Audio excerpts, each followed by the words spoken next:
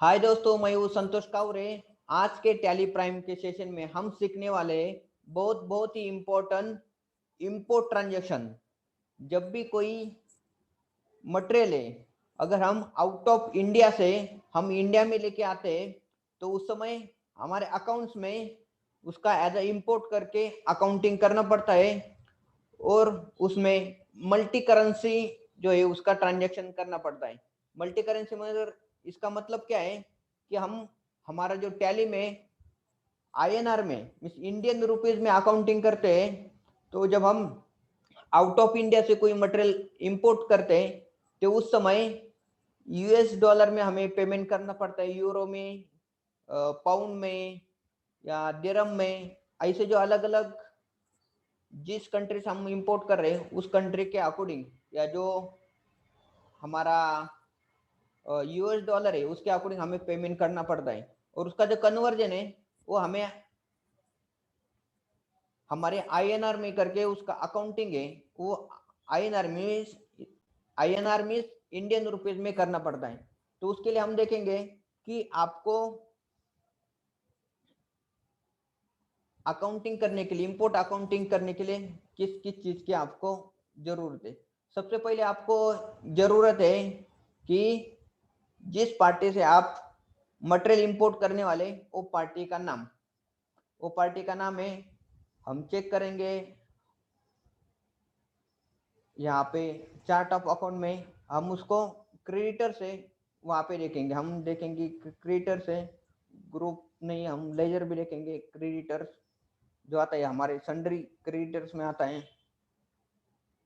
यहाँ पे क्रेडिटर्स यहाँ पे दो तीन है हमारे, मगर हम एक्सपोर्ट क्रेडिटर करके एक नया जो है वो क्रिएट करते हैं।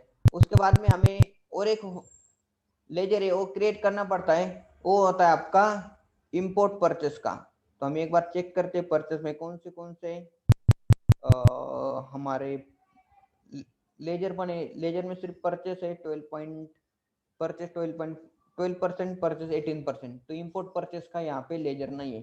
तो ये दो लेजर है हम यहाँ पे बनाएंगे। सबसे पहले बनाएंगे कि हमारा इंपोर्ट परचेस क्रेडिटर्स का। यहाँ पे बोलेंगे सन्ड्री क्रेडिटर्स इंपोर्ट, ताकि हमें यहाँ पे पता चलेगा। यहाँ पे हम देंगे सन्ड्री क्रेडिटर्स के अंडर, और उसको बिल बाय बिल यस करेंगे। कॉस्ट सेंटर की जरूरत नहीं है। ऐसे करके यहाँ पे मैं ये जो क्रिएटर्स है उसका यहाँ पे हमें जीएसटी नंबर है वो यहाँ पे मांग रहा है। मगर जब हम आउट ऑफ इंडिया से कोई इंपोर्ट करते हैं तो वहाँ पे जीएसटी नंबर एप्लीकेबल नहीं रहता। जीएसटी सिर्फ हमारे इंडिया में है। तो यहाँ पे मैं कुछ भी नहीं लिख के एंटर करके एक्सेप्ट कर देता हूँ। उसके बाद में हमें परचेस जो है इंपोर्ट ये लेजर बनेगा। ये लेजर रहेगा हमारा परचेस अकाउंट में। हम परचेस कर रहे हैं परचेस अकाउंट में, यहाँ पे नहीं है कॉस्ट सेंटर नो करेंगे हम यहाँ पे, और यहाँ पे जीएसटी नॉट एप्लीकेबल।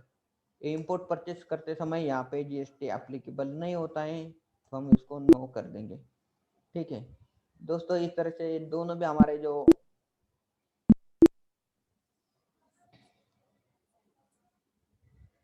लेजर है वो बने। अब हम जाएंगे यहाँ पे वाउचर में। वाउचर में जाते हैं तो यहाँ पे हमें क्या करने का है कि वाउचर एंट्री में हमें परचेस करने का है। तो परचेस करेंगे तो ऑब्वियसली आपको F9 है वो प्रेस करेंगे, तो यहाँ पे आएंगे हम F9 प्रेस करते। हमें यहाँ पे डेट देंगे तो 15 मार्च 2021 आज का डेट है। यहाँ पे सप्लायर नेम है, मीन्स जिस पार्टी के पास से हम यहाँ पे सप्लाई कर रहे हो वो पार्टी का नाम डालने का, यहाँ पे एंटर करने का। यहाँ पे देंगे कि इंपोर्ट वाला जो सप्लायर इनवॉइस नंबर है, तो यहाँ पे हम एक डमी इनवॉइस नंबर डालता हूँ। और यहाँ पे यहाँ पे पार्टी नेम आएगा। पार्टी नेम यहाँ पे मैं सिलेक्ट कर देता हूँ कि सन्ड्री क्रेडिटर्स इंपोर्ट का हमारा सन्ड्री क्रेडिटर्स है। डिटेल्स रिसिट की जरूरत नहीं, यहाँ पे एंटर करके मैं एंटर करता हूँ। उसके बाद में आएंगे कि परचेस लेजर। यहाँ पे दोस्तों बहुत ही इंपॉर्टेंट है, परचेस लेजर है तो हमारा नॉर्मल परचेस नहीं, अगर नॉर्मल परचेस रहे तो हम 12% जीएसटी, 18% जीएसटी या 5% जीएसटी उसके अकॉर्डिंग करते हैं। मगर ये क्या है, हमारा इंपोर्ट परचेस है, तो दोस्तों इंपोर्ट परचेस में हमारा जीएसटी एप्लीकेबल नहीं होता है, तो हम यहाँ पे जो है इंपोर्ट परचेस करेंगे। जो हमारा है कि हम इंपोर्ट करने वाले हैं क्या, कैलकुलेटर, कैलकुलेटर हम इंपोर्ट करने वाले हैं। तो यहाँ पे ट्रैकिंग नंबर कुछ ऐड करने का है तो यहाँ पे सीरियल नंबर वो ऐड कर सकते हैं। यहाँ पे देंगे कि हम 1000 कैलकुलेटर है वो हम इंपोर्ट कर रहे हैं। रेट रहेगा यहाँ पे सिर्फ 40 रुपीज़। यस, इंपोर्ट करेंगे तो 40 रुपीज़ में मिल जा सकता है। तो मैं यहाँ पे सिर्फ हमारे प्रैक्टिस के लिए जो रेट है वो मैं कर रहा हूँ। दूसरे के बाद में यहाँ पे दूसरा लेजर नहीं है, तो यहाँ पे मुझे देने का है कि एंड ऑफ लिस्ट। दोस्तों यहाँ पे कि जो हमने क्या किया है कि परचेस किया है, मगर इसमें हमें एक ध्यान में रखना पड़ेगा कि हमने ये जो एक कैलकुलेटर का कीमत कितना है वो हमें यहाँ पे एंटर करने का है। अभी एक ही 40 रुपीज है, हम यहाँ पे डायरेक्टली जो अमाउंट है वो यहाँ पे हम एंटर नहीं कर सकते। ये जो है हमें क्या करना पड़ेगा, कन्वर्ट करना पड़ेगा हमारे किसमें, हमारे आईएनआर में। फॉर एग्जांपल है कि मैं यहाँ पे जाता हूँ एक वेबसाइट के ऊपर, जो वेबसाइट जो है वहाँ पे जाने के बाद यहाँ पे दोस्तों है कि xe.com करेंसी कन्वर्टर शॉप एक वेबसाइट है, वहाँ पे जाएंगे तो यहाँ पे हमारा जो भी करेंसी जो है उसका कन्वर्जन रेट है यहाँ पे हमें मिल जाता है। तो आज का डेट है, यहाँ पे हम देखेंगे दोस्तों, यहाँ पे जो है अभी 15 ऑफ मार्च है, यहाँ पे दिखा है कि 15 ऑफ मार्च को उसका करेंसी डेट कितना था। तो यहाँ पे हम लिखेंगे कि हमारा क्या है कि हमने यूएसडी में परचेस किया है और उसका आईएनआर है में कन्वर्ट करने का। आईएनआर यहाँ पे करने का है कि एक means 1 USD is equal to how much INR. तो यहाँ पे मैं एंटर करूंगा तो दोस्तों यहाँ पे हो गया कि अपडेट हमारा। तो यहाँ पे आपको दिखाई दे रहा है कि 1 US dollar is equal to 72.55 पैसे। आगे के डेसिमल है वो हम कंसिडर नहीं करेंगे, सिर्फ 2 डेसिमल यहाँ पे कंसिडर करेंगे। तो अगर हमें 72 रुपीज देने के बाद 1 यूएसडी मिलता है, तो दोनों भी होता है कि 1 यूएसडी इज इक्वल टू कितना अमाउंट है and 1 INR is equal to कितना यूएसडी है। तो यहाँ पे कि हमारा जो यूएसडी का रेट है वो है 0.013 करेक्ट। मीन्स यहाँ पे कि हम जो है 40 रुपीज है, तो उसमें अगर कन्वर्ट करेंगे 1 रुपीज इज इक्वल टू 0.13। तो यहाँ पे मैं जो है टैली में कन्वर्जन करता हूँ, तो टैली में कन्वर्ट नहीं होगा, मैं आपके लिए यहाँ पे एक्सेल शीट है वो ओपन कर लेता हूँ हमारा वर्किंग के लिए। तो दोस्तों यहाँ पे एक्सेल शीट हो रहा है, तो एक्सेल शीट किसके लिए है कि ये कन्वर्जन के लिए 1 यूएसडी इज इक्वल टू 72.55 बराबर यूएसडी 72.55 आईएनआर में होता है बराबर। और आईएनआर कितना होता है कि आईएनआर तो 0.013 करेक्ट, 0.013 जो यहाँ पे 1 रुपीज इज इक्वल टू 0.013 दो डेसिमल हम सिर्फ यहाँ पे कंसिडर करने वाले। तो हमने क्या किया है कि हमने यहाँ पे 40 रुपीज में एक कैलकुलेटर परचेस किया है, तो यहाँ पे आपको पढ़ना पड़ेगा 40 रुपीज इंटू 0.013। तो इसको कन्वर्ट करेंगे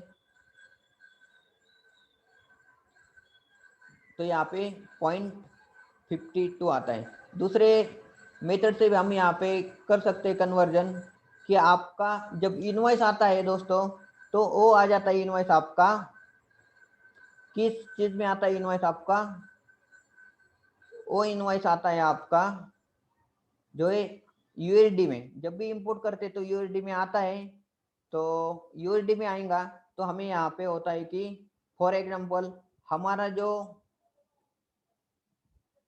पर कैलकुलेटर है वो आपको मिला है यहाँ पे 0.5 यूएसडी में, 0.5 यूएसडी है। तो यहाँ पे हमें जो एक कन्वर्ट करना पड़ेगा कि 72 इंटू 0.5, तो यहाँ पे आता है कि 36 रुपीज में एक जो है हमें कैलकुलेटर है 1 पीस इज इक्वल टू 36.72। तो यहाँ पे हमें देने का है ये जो रेट 32.72 रेट 30, यहाँ पे देखते हैं कि 36.27 है, 36.27 ये जो है यहाँ पे पर पीस यहाँ पे हम कैलकुलेट करेंगे तो 1000 पीसेस का जो कैलकुलेट होके आ जाता है यहाँ पे आता है कि 36,270 रुपीज एंड ऑफ लिस्ट। तो ऐसे करके यहाँ पे एंड ऑफ लिस्ट हो जाएगा। और दोस्तों यहाँ पे आपको जो नरेशन देंगे उस समय हो जाएगा कि आपका कि being import of calculator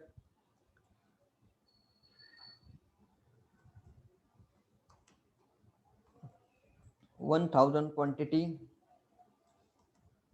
eight the rate of rupees 0.5 USD. USD को आप सिंबल डालेंगे यहाँ पे यूएसडी 0.5 ईच। तो उसमें कन्वर्जन रेट है आपको लिखने का, कन्वर्जन रेट उसका कितना है। तो कन्वर्जन आपको यहाँ पे जो है कन्वर्जन रेट लिखने के 72.55 ये जो कन्वर्जन रेट है वो आपको देने का है। तो कन्वर्टेड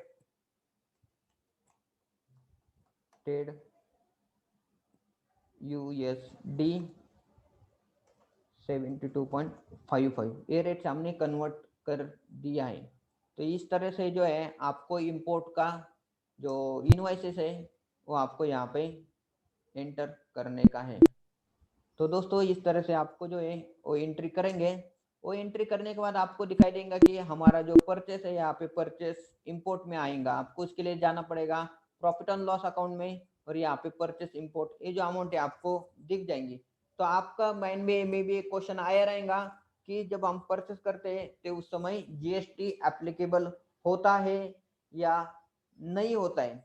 दोस्तों यहाँ पे जब भी आप इंपोर्ट करेंगे तो उस समय जीएसटी एप्लीकेबल नहीं होता है। इसमें क्या है कि जीएसटी पे कब करना पड़ता है कि इनवॉइस में वो जो इंपोर्ट हमें जो पार्टी है वो यूएसए से अगर मटेरियल दे रहे तो इनवॉइस में वो क्या कर लेते, कौन सा भी टैक्स जो है वो चार्ज नहीं करते। तो हमें ये जो परचेस इंपोर्ट का एंट्री जो है वो जैसा हमें इनवॉइस आएगा उसी समय उसी अकॉर्डिंग करना पड़ता है। तो जो इंपोर्ट का जो भी इनवॉइस होता है उसमें कौन सा भी टैक्स एप्लीकेबल नहीं होता है। तो हमें आईजीएसटी है वो हमें पे करना पड़ता है। वो कब पे करना पड़ता है दोस्तों, जब हमारा मटेरियल है वो हमारे इंपोर्ट करके हमारे पोर्ट के ऊपर आ जाता है। तो वहां पे हमें custom duty plus import IGST है वो हमें पे करना पड़ता है।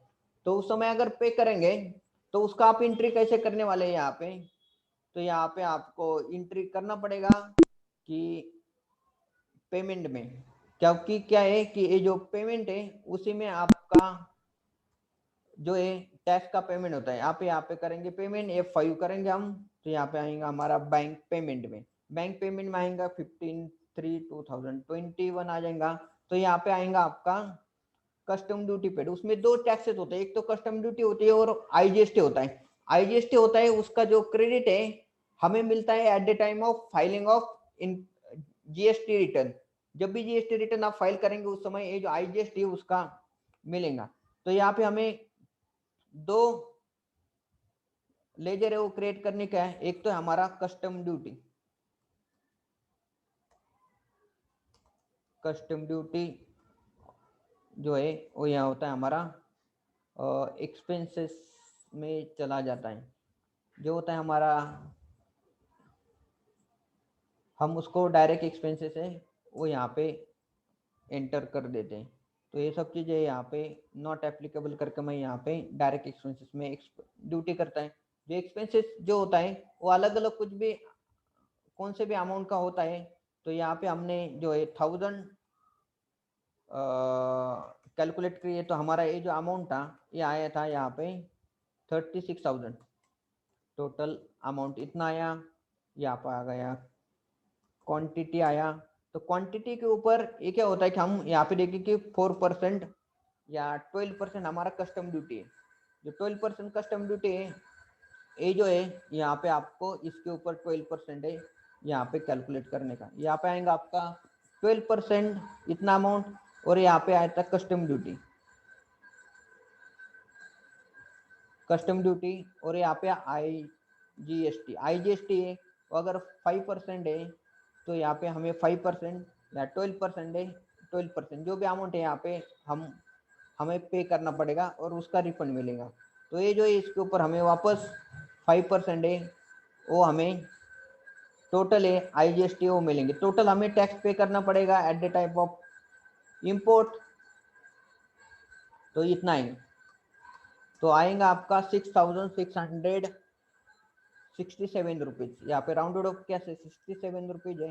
ये जो टोटल है आपको ये पे करना पड़ेगा। तो इसका एंट्री आपको यहाँ पे करने का कस्टम ड्यूटी, यहाँ पे कस्टम ड्यूटी का जो अमाउंट आया है यहाँ पे 4353।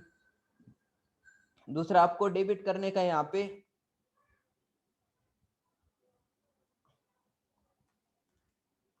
इंपोर्ट IGST हमारा यहाँ पे कितने अमाउंट का है हमारा 5% का। तो यहाँ पे हम देंगे कि 5% IGST 5% है। और यहाँ पे हम देंगे कि GST पेबल के अंडर आ जाएगा क्योंकि उसका हमें मिलने वाला है क्रेडिट। यहाँ पे आएगा इंटीग्रेटेड टैक्स, यहाँ पे 9, यहाँ पे परसेंटेज आएगा हमारा 5%। ऐसे करके मैं यहाँ पे IGST हो 5% है। यहाँ पे हम जो है पेमेंट है वो करने वाले 1846 है वो जो अमाउंट आएगा 1846 करेक्ट। हम चेक कर लेते हैं यहाँ पे 1814 है, 1814 ये अमाउंट है। तो टोटल यहाँ पे हम करेंगे, बैंक से पेमेंट करना पड़ता है।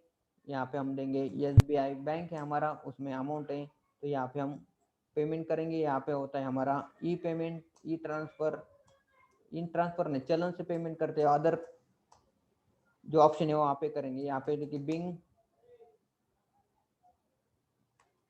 Custom duty and import IGST paid on import of calculator.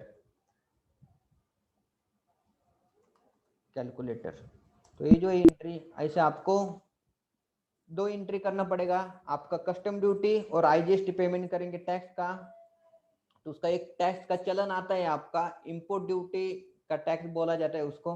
तो उसका एक टैक्स का चलन है, उसके अकॉर्डिंग आपको ये जो टैक्स है एक पेमेंट करना पड़ेगा, और दूसरा जो है वो आपको करना पड़ेगा पेमेंट किसमें, एंट्री परचेस इंपोर्ट में। परचेस तो इंपोर्ट हो गया दोस्तों, वो हमने क्या कि परचेस किया। अभी आपको क्या करने का, दूसरा आपको पेमेंट करने का है कि ये जो हमने इंपोर्ट क्रेडिटर्स है उनसे क्या किया है, हमने परचेस किया है, इंपोर्ट किया है, तो हमें उनको पेमेंट भी करना पड़ेगा। तो हम पेमेंट कैसे करने वाले हैं, तो यहाँ पे हमारा सेम अमाउंट पेमेंट रहेगा कि पेमेंट में ही, मगर उनके ये जो होता है कि पेमेंट होता है तो USD में पेमेंट चला जाता है, मगर हमारे बुक्स में हमें एंट्री करना पड़ता है, वो सिर्फ किस में एंट्री करना पड़ता है, वो एंट्री करना पड़ता है हमें कि INR में। तो यहाँ पे हम जो है सन्ड्री क्रेडिटर्स इंपोर्ट्स में, तो यहाँ पे 36 to 70 इतना जो है अगेंस्ट रेफरेंस पेमेंट करेंगे सेम डे को। और यहाँ पे और एक होता है कि जब भी हम यूएसडी में पेमेंट करते हैं तो उस समय हमें जो है वो क्या है कि बैंक चार्जेस है वो पे करने पड़ते हैं। जब भी हम कुछ डॉक्यूमेंट्स है तो बैंक में सबमिट करते हैं, तो जब फॉरेन करेंसी ट्रांसफर होता है तो उस समय हमें कुछ बैंक के ट्रांजेक्शन है वो बैंक ट्रांजेक्शन होते हैं कि एक करेंसी से दूसरी करेंसी, उस समय बैंक है और ट्रांजेक्शन करते समय कुछ चार्जेस है यहाँ पे हमें पे करने पड़ते हैं। तो यहाँ पे हम जो है ये करेंगे कि बैंक चार्जेस है उसका लेजर, नहीं तो यहाँ पे शॉर्टकट किस करके मैं बैंक चार्जेस का लेजर से और यहाँ पे क्रिएट कर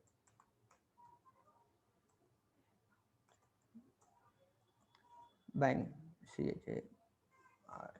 चार्जेस यहाँ पे आएगा आपका हमारा फाइनेंस कॉस्ट में,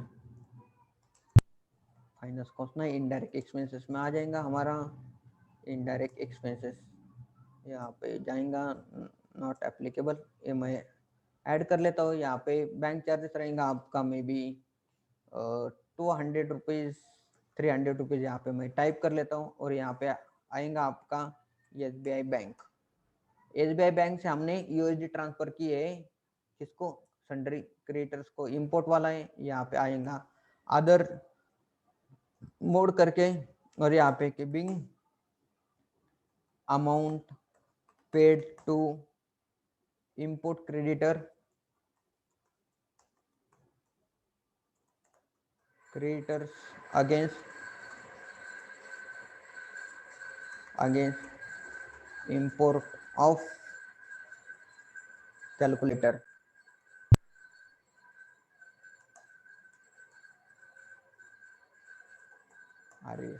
ये जो अमाउंट है यहाँ पे हम डायरेक्टली इसको एंटर करेंगे, तो ये जो पूरा आपका इंपोर्ट का ट्रांजेक्शन है यहाँ पे खत्म हो जाता है। हम जाके देख सकते हैं कि जो इंपोर्ट क्रेडिटर थे उसके अकाउंट को हमने जो 36 to 70 का हमने कन्वर्ट करके इंपोर्ट किया था, तो उसी के अकॉर्डिंग यहाँ पे हमने एसबीआई से उसको आउटवर्ड रेमिटेंस करके पेमेंट किया है। तो यहाँ पे डेबिट क्रेडिट आपका नील हो गया है और उसी के अकॉर्डिंग जो है ये हमारा जो प्रॉफिट एंड लॉस अकाउंट में यहाँ पे दिखेगा हमने परचेस इंपोर्ट है, यहाँ पे इतना अमाउंट का हमारा अमाउंट है 36 to 70।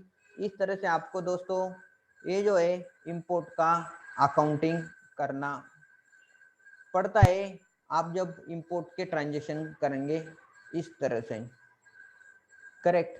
तो दोस्तों आपको ये वीडियो कैसा लगा आप कमेंट बॉक्स में जरूर बताइए और हम फिर मिलेंगे नए वीडियो के साथ। तब तक के लिए आपका बहुत बहुत शुक्रिया, थैंक यू सो मच।